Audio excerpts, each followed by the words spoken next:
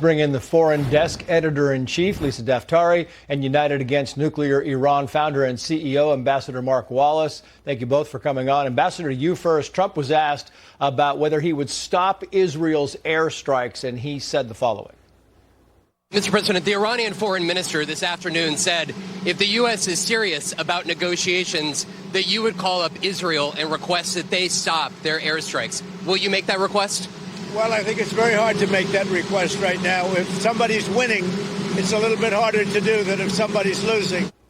It's also notable that Iran had months, right? 60 days to do something, come to the table. They did nothing at all, Ambassador. It's true. And what a stark contrast. The Israelis have engaged in surgical strikes, striking at the core of the regime and its military-industrial complex, while at the same time lobbing missiles into Israel's civilian areas. So why would Israel stop now? Iran's proxies have been decimated across the region, that have been spreading terror around the region for years, and really a blow against the IRGC and the Quds Force, the oppressors of the Iranian people, and those same persons that are spreading terror across the region and even into the United States. Why should or would Israel stop now? And we shouldn't want Israel to stop now. Yeah, I think that's exactly fair. Meantime, J.D. Vance in California on how long Trump will keep choosing diplomacy. Watch. He's going to pursue diplomacy until he thinks that there isn't an opportunity. And once he decides that diplomacy has completely run its course, that we're not going to get anything out of additional talks, then I think the president is going to do what he needs to do to end Iranian enrichment and end that Iranian nuclear program. He talks about it running its course here. We're 2 days into that 2-week window. It sounds and feels, Lisa, like this thing is running its course very quickly. Absolutely. And look, diplomacy with this duplicitous partner sitting across the table from Donald Trump was never going to work. And we know that. We know what we're up against. When Donald Trump says they cannot have a nuclear weapon, when they're not conceding, when they're not going to come to the negotiating table, it only brings us to one conclusion. And that's the conclusion that we're seeing the Israelis run with. That's why we've seen Donald Trump pivot so much in the past week, because he's seeing if you want to be America first, if you want to have peace through strength, if you want to be a leader on the global stage, then you're going to allow Israel to do what it is doing. Yeah, it's amazing. Back to you now, Mark Wallace, because former Secretary of State Mike Pompeo made this point about Iran just wanting civilian nuclear power. Watch. I don't see that statement as being remotely different from what they've been saying for weeks.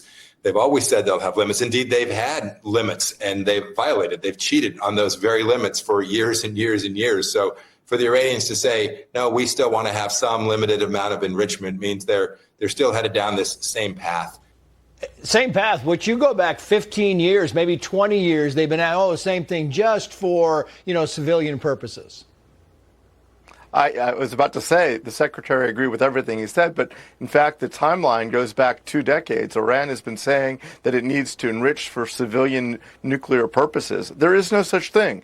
Those countries that have civilian nuclear energy, nuclear power plants, typically import their fissile material. Iran has been using this specious, a false argument for years to justify a shadow enrichment program that's designed to slowly build up to a nuclear weapon. And we've seen a race to fissile material in the last few months, as even described by Rafael Grossi, the head of the IAEA. So Iran is fully lying. Yeah, I mean, it really is true. You have a lot of countries that import the juice, right? And you don't just generate it right there. Lastly, the Iranian foreign minister on Israel's war crimes. Israel attacks on nuclear facilities are grave war crimes. We were attacked in the midst of an ongoing diplomatic process. It was a betrayal of diplomacy.